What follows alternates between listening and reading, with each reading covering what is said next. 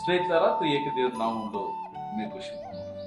పరిశుద్ధ గ్రంథమైనటువంటి బైబిల్ నందు దేవదేవుని యొక్క సందేశాలను ప్రజలకు చేరవేయడానికి దేవుని యొక్క చేతిలో బలమైన సాధనంగా వాడబడినటువంటి బిడ్డలను మనం ప్రవక్తలు అని సంబోధించినాం. ప్రవక్తలు అన్నటువంటి తెలుగు పదానికి, ప్రాఫిట్స్ అనే ఇంగ్లీష్ పదానికి హీబ్రూ భాషలో వీరిని నెవీమ్ అని సంబోధించబడినది.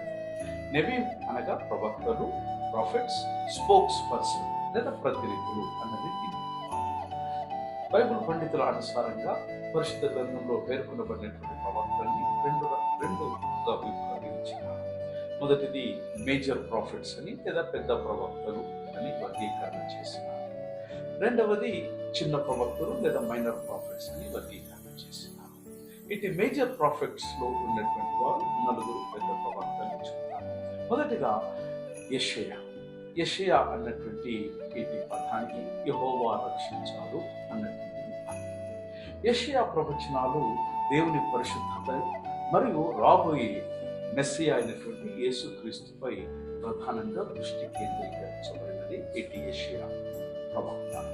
యెషయా అన్నటువంటిది యాహ్వే ఈజ్ సాల్వేషన్ అని, ఆ విధంగానే ఐజయా అని కూడా పిలువబడింది. 8వ శతాబ్దానికి సంబంధించిన ప్రవక్త యెషయా ప్రవక్త. He is the first and the greatest of the 4 major prophets. The book of Isaiah is also known as the 5th gospel అని కూడా పిలువబడుతుంది. 2వ ప్రవక్త ఇర్మియా, యెహోవా లేస్తాడు, వీరిని విలపించే ప్రవక్త అని కూడా పిలువబడుతుంది. యూదాకు రాబోయేటువంటి వినాశనం గురించి ఇర్మియా ప్రవక్త హెచ్చరించాడు మరియు పశ్చాత్తాపపడమని ప్రజలకు పిలుపునిచ్చినాడు. ఇర్మియేహు అనగా జెర్మియా అనేటువంటి పేరుకు అక్షరార్థంగా దీని అర్థం నా ఉద్ధరణ దేవుడే లేదా దేవుడే నన్ను ఉద్ధరించేవాడు అన్నది అర్థం. 3వ ప్రవక్త మేజర్ ప్రాఫిట్స్ లో యెహెజ్కేలు, యెహోవా లేదా దేవుడు బలపరుస్తాడు.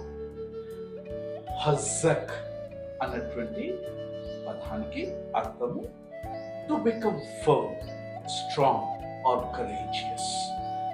ఎల్ అన్నటువంటి పదానికి సాధారణంగా దేవుడు, ఎలోహిం, దైవము.